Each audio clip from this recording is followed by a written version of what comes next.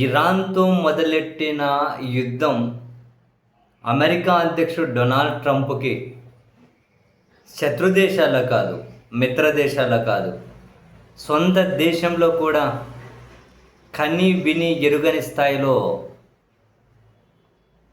కష్టాలను, అవమానాలను, తీవ్ర వ్యతిరేకతను తీసుకొని వచ్చింది ఆయనకు.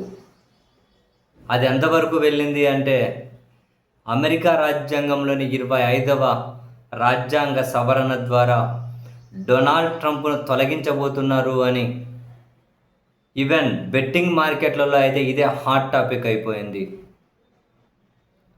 దాదాపు కొన్ని ప్రెడిక్షన్ మార్కెట్లు ఇప్పుడు కాల్షీలు అంటే భవిష్యత్తు రాజకీయ పరిణామాలను ముందే ఊహించే ఈ కాల్షీలు అంటే ప్రొడక్షన్ మార్కెట్లో అయితే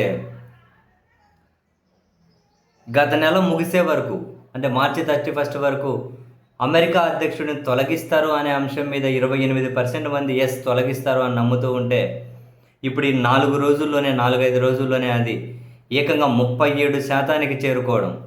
అంటే అమెరికాలో ప్రతి ముగ్గురిలో ఒకరికి ఎక్కువనే ట్రంప్ను తొలగించాలి అని చెప్పి కోరుకుంటూ ఉన్నారు. అండ్ అంతేకాకుండా ఆయన శారీరక మానసిక పరిస్థితి మీద ఆందోళన వెలుబుచ్చుతున్న డెమోక్రాట్లు డొనాల్డ్ ట్రంప్ను అధ్యక్ష పదవి నుంచి దించేయాలి అని చెప్పి డిమాండ్ చేస్తూ ఉంటే చివరికి ట్రంప్ సొంత పార్టీ రిపబ్లికన్ పార్టీ సభ్యులు కూడా కొందరు తనను అమెరికా రాజ్యాంగంలోని 25వ రాజ్యాంగ సవరణ ద్వారా అధ్యక్ష పదవి నుంచి తొలగించాలి అనే ప్రతిపాదన ముందుకు తీసుకొని వచ్చారు అనే వార్త బెట్టింగ్ మార్కెట్ను షేక్ చేస్తూ ఉంది. ఎక్కువ మంది నమ్ముతూ ఉన్నారు. సో అమెరికా రాజ్యాంగంలో 25వ సవరణ ద్వారా ఒకవేళ అధ్యక్షుడు శారీరకంగా కానీ మానసికంగా కానీ అన్ఫిట్ అయితే తనను తొలగించవచ్చు. ఉపాధ్యక్షుడు అండ్ మెజారిటీ క్యాబినెట్లో మెజారిటీ మినిస్టర్లు కనుక మెజారిటీ సభ్యులు క్యాబినెట్లో ఓకే అనుకుంటే అధ్యక్షుడిని పక్కన పెట్టి ఉపాధ్యక్షుడు అధ్యక్ష బాధ్యతలు చూడొచ్చట. అయితే అది ఈజీగా జరగదు.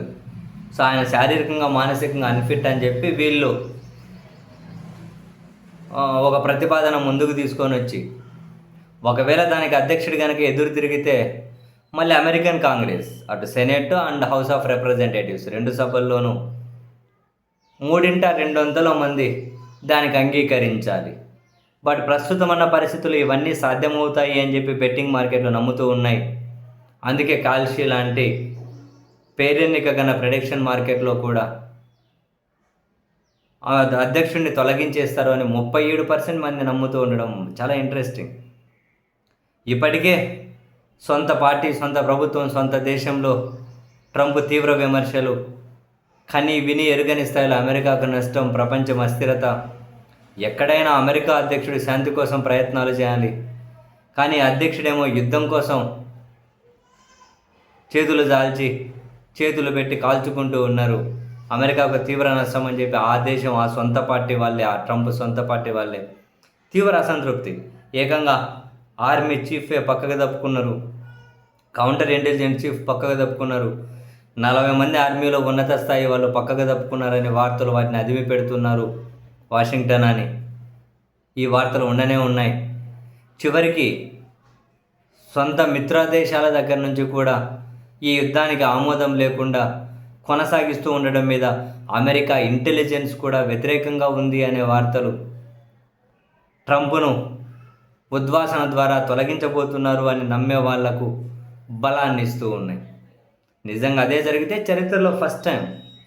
బహుశా డొనాల్డ్ ట్రంప్లో కూడా ఆ ఫ్రస్ట్రేషన్ ఏమో, హార్మూజ్ను తెరవండి, మీకు ఇంత టైం ఇస్తున్నా అని చెప్పి అనడమే కాక బాస్టర్డ్స్ అని చెప్పి బూతులు తిడుతూ ఉన్నాడు. సో మొత్తం మీద అయితే ఫ్రస్ట్రేషన్లో ట్రంప్ తనకలాడిపోతూ ఉన్నారు. ఎక్కడ లేని వ్యతిరేకత అమెరికా పరువుపై ప్రపంచంలో. సో అందుకని చెప్పి ఆయన మానసికంగా ఆయన పరిస్థితి బాగోలేదు అనే కారణం మీద తొలగించబోతున్నారు అని ప్రెడిక్షన్ మార్కెట్లో, బెట్టింగ్ మార్కెట్లు అయితే చాలా బలంగా నమ్ముతూ ఉన్నాయి.